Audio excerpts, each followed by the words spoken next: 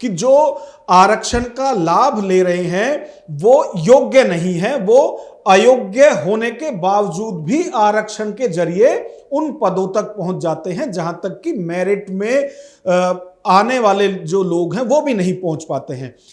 इसमें आप देखिए कि जब ये सवाल उठाया जाता है, इसका सीधा सीधा जो सवाल है वो आरक्षण प्रणाली को लेकर है। यानी कि जो लोग इस तरह का तर्क दे रहे हैं वो आरक्षण के बिल्कुल खिलाफ हैं।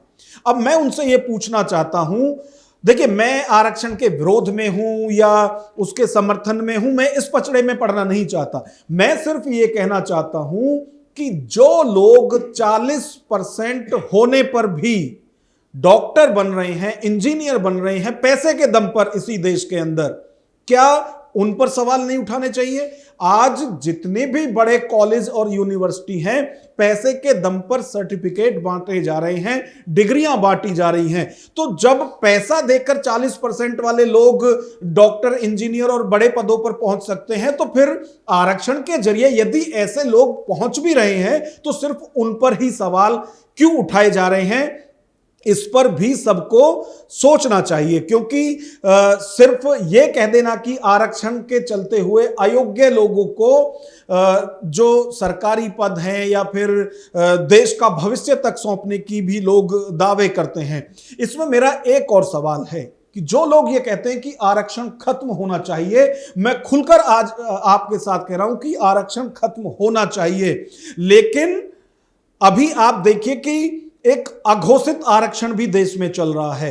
यदि कहीं सीवर सिस्टम फेल है तो सेप्टिक टैंक में एक ही जाति के लोग घुसेंगे। ये क्यों?